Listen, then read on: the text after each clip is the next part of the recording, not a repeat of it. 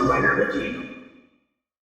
Hey YouTube, Dawson Rider here. Welcome to my review and spoiler discussion for Power Rangers Beast Morphers episode 14. Real quick at the beginning, I just want to say, some people have been asking why I haven't been using pictures for these, and if you remember there was that whole copyright business with Hasbro, and since I'm watching the international airings, I don't want to take any chances, since I'm in the US, you know, the Australian police are going to be like, oh, Vegemite, and they're going to arrest me. Cover the episodes in some form when the US airings start. I might try to do pictures again, because I feel like I've been able to do that a bit, but I apologize that I'm not able to use them, but I appreciate those of you that stick with me just trying to entertain you with me and Ace here. Ace is doing the best he can. Anyway, let's talk about the actual episode now, and let's hurry up because it's like hot outside and I'm wearing this hoodie just for you guys. So episode 14, in my opinion, was one of the strongest episodes of Beast Morphers for me personally. Definitely the strongest since its return. I mean, I say that because, you know, like it returned in Australia. Because it was one of the biggest episodes too. Like, I've enjoyed this last stretch of episodes, or these last stretch of episodes, but they've all been kind of, you know, of the week episodes. There has been some furthering of the plot with the stealing powers bit, which I appreciated, but I thought this was a very strong episode, not just because we got a debut for the Fury mode, but because it was a great continuation of multiple longer running storylines, and it kind of balanced things really well. So you had basically two plot lines, which was the monster plot in a way was almost a B plot, but it didn't feel like Dino Thunder and Dino Charge. One of the main stories of this episode was Nate is looking for a new lab assistant. There's this B from Lab 23 that's trying to get the job. Her name's Megan, hence the beginning bit. And she's like super mischievous in trying to get it, and again, kind of a B. I thought honestly Commander Shaw was gonna call her that. She's like, what kind of person would do that? So that was, I thought she was honestly going to call her a different name there. What I found funny about Megan's character is that I honestly was shocked they let a person be terrible.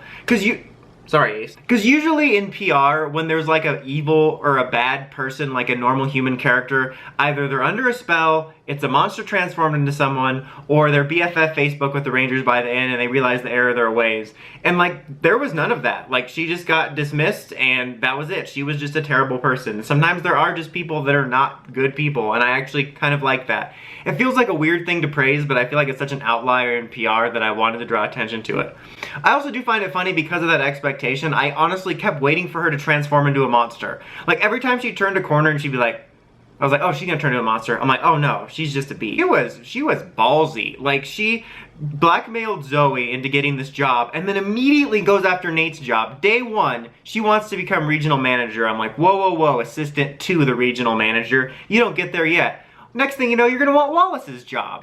I mean, you almost gotta respect it in a way, but like, that wasn't a very smart plan to immediately try to steal Nate's job. Like, at least wait the weekend. This plot was like the main plot. You have this going on with her, but it furthered the Nate Zoe storyline as well, because they end up going to a movie together, and it sort of furthers their romance story, which was started back when Nate showed interest with her before he became Gold Ranger. And I thought it was kind of interesting that initially he was the one that had the crush, but she was actually the one that kind of pursued him in this episode, because she's like, oh, I thought it was a date, because she was trying to explain to the commander, or he was trying to explain to the commander that, you know, it wasn't a date, but she kind of thought of it as a date. I thought it was kind of a nice, unexpected reversal, because usually that type of things happens where one of the Rangers is into the other or another person, and then it reminds me always of Pleasantville, where they act like, well, what possible reason could you have to do that? Like, what is kissing? Like, always like really confused stuff. So I kind of like the way they approached. I think they have a really sweet chemistry. I like the way, I'm really surprised they furthered that so soon. I mean, we did have a full-on couple for most of the season. Last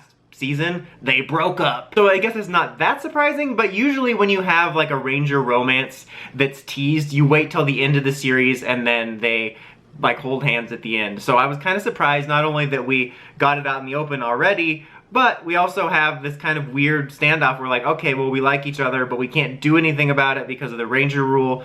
And it's not really resolved at the end of the episode. Honestly, I thought they were gonna, I just don't, I feel like Ranger isn't the type of thing, or Power Rangers isn't the type of thing to have an affair storyline where they're like, let's see each other in secret. Like, it reminds me of that bit in How I Met Your Mother when they open the bathroom stall and they're holding hands. That would be a Power Rangers affair. I honestly thought they were gonna say something like, maybe we'll just have to wait till the mission's done, or table it, but they legitimately didn't resolve it, and so I think that's kind of interesting. On the action side of things, obviously we did debut the claws. Something I appreciated is they've been present for like 3-ish episodes where we've seen them being worked on, so it makes this nice build up to it. And then in addition to that, on the villain side, they had these things called Fury Cells, which they found to boost their monster's power, the returning Tubatron.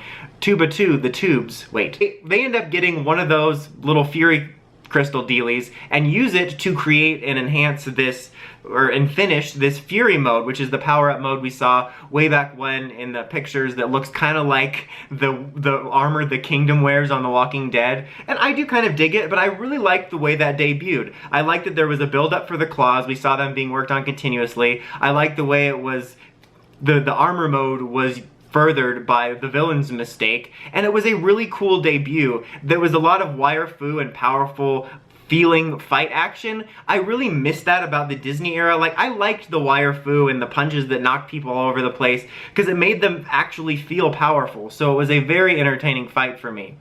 Other little side note, there was a little scene at the beginning when the villains were coming up with their plan where Blaze walked in on a conversation with Roxy and Scrozzle where he's talking about narrowly escaping Vargoyle. From what I remember, you couldn't tell if he's talking about like it was recent or if he's telling stories from before everybody arrived. But that was a nice little bit of foreshadowing. I'm really curious if Vargoyle is Neo Gryffindor or if we're going to see him this season. But if he's not, that's really neat that they're putting foreshadowing in for next season and the Dino team up and stuff like that. Kind of like, if I remember right, it might have been Supercharge, but I feel like they did mention Sludge having a boss during Dino Charge at one point, which keyed it up for Supercharge. So I appreciate little details like that. Yeah, overall, I really liked this episode. I thought it was a really nice balance of a couple longer running storylines in terms of the villain and action plots, as well as some character storylines that with Nate and Zoe that have been going on. And also I thought it did a pretty good job of balancing some of the everyday life Ranger stories about them as well as the actual Ranger stories. Like, it felt very well balanced. I really liked this episode. I would give it an 8. I liked it a lot. Before the final verdict, I just wanted to say one more thing about it, which I almost forgot was a really cool bit. When they were escaping the monster, Devin used his speed powers in civilian mode, and I thought that was super cool, and I didn't want to forget to mention it. Anyway, what did you guys think of the episode? If you saw it, you know, if you haven't and you're watching the spoiler video, it's a fun episode to watch when we finally get here in the US. But until next time, don't forget to like, comment, subscribe, and climb the steps, entering that bell with notifications for all my videos. Helps me out a lot. Thanks, guys. Dawson Ryder, signing out.